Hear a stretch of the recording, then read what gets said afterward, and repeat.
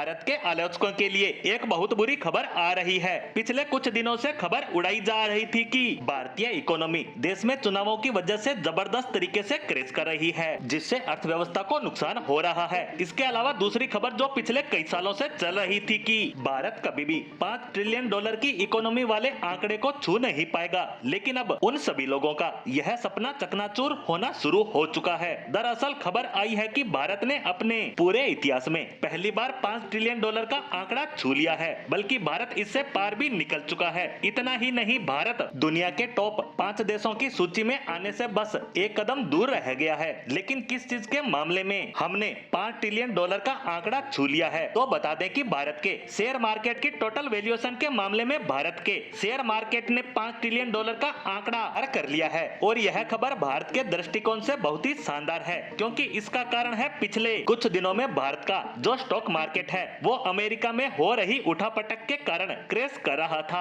America का federal reserve लगातार interest rate में बदलाव कर रहा था, जिसका असर अन्य देशों के साथ साथ भारतीय स्टॉक मार्केट पर भी नजर आ रहा था। लेकिन भारत में अफवाह ये फैलाई जा रही थी कि भारत में चुनाव चल रहे हैं और इन चुनावों में कुछ ऐसे परिणाम आ सकते हैं जिससे कि ये पूरा का पूरा स्टॉक मार्केट घबरा रहा है और ये क्रैश कर रहा है। लेकिन इस स्टॉक मार्केट ने बुरी तरह से आलोचकों के मुंह पर तमाचा दे मारा है और ये इतिहास में ऑल टाइम हाई पर चला गया है और ये मार्केट कैप टोटल $5 ट्रिलियन के पार जा चुका है। और इतना ही नहीं, जो ये कहा जा रहा था कि भारत की टोटल जीडीपी अर्थव्यवस्था कभी भी इस आंकड़े को छू तक नहीं पाएगी, उनका ये सपना भी जल्द ही टूटता नजर आने वाला है। क्योंकि शेयर मार्केट फ्यूचर इंडिकेटर होता है किसी भी देश की जीडीपी ग्रोथ का। किसी भी देश का स्टॉक मार्केट जब इतनी भयानक रफ्तार से तेजी पकड़ता है तो इसका मतलब उसमें विदेशी निवेश भी तेजी से आ रहा है, यानी दुनिया भर के निवेशक और कंपनियां उस देश में दबाकर अपना बिजनेस सेट कर रहे हैं, वहां अपना निवेश बढ़ाने में लगे हैं। जो निवेशक अपनी मेहनत की कमाई भारत में लगा रहे हैं, उन्हें पूरा यकीन है कि भारत की अर्थव्यवस्था